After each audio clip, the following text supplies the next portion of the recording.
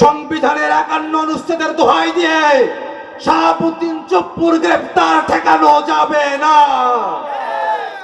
এই সংবিধানের দোহাই দিয়ে এখন একজন স্বৈরাচারের দোসর, কুখ্যাত মানি লন্ডারার, অর্থ পাচারকারী, ব্যাংক লুটেরা, ব্যাংক দখলকারী এবং গণহত্যার সহযোগী শাহাবুদ্দিন চুপ্পুকে সংবিধানের দোহাই দিয়ে তাকে বাঁচানোর একটা প্রচেষ্টা আমরা খেয়াল করছি।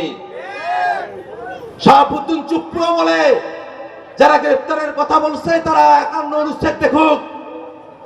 আবার আমাদের স্বরাষ্ট্রমন্ত্রীও বলে রাষ্ট্রপতিকে তো গ্রেফতার করা যায় না। আমরা বলতে চাই শাহাবুদ্দিন চুপ্পু পদত্যাগ করার পরেও কি রাষ্ট্রপতি আছে নাকি? এখন তো ভারপ্রাপ্ত রাষ্ট্রপতি আছেন, আমাদের মাননীয় স্পিকার মহোদয় এখন রাষ্ট্রপতি আছেন। সেই রাষ্ট্রপতি যিনি এখন অ্যাক্টিং রাষ্ট্রপতি, যিনি দায়িত্ব পালন করছেন, তাকে তো আমরা গ্রেফতার করতে বলি নাই। AKS অর্জন করলো গিনেস ওয়ার্ল্ড রেকর্ডস। AKS রাষ্ট্রপতির দায় মুক্তির বিধান কোন চিরস্থায়ী বন্দোবস্ত না।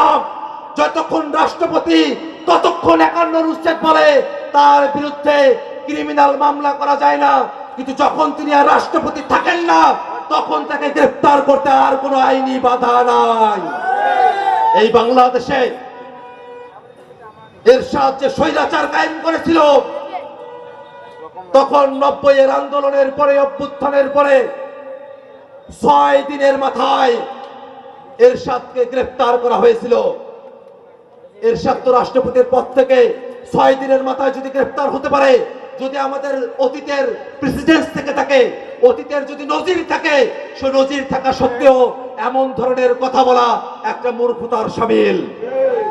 জনগণকে আর মূর্খ করে রাখা যাবে না। জনগণ এটা জানে এই বাংলাদেশে যারা স্বৈরাচার কায়েম করেছিল তাদের সব থেকে বড় দোষর ছিল এই শাহাবুদ্দিন চুপ্পু।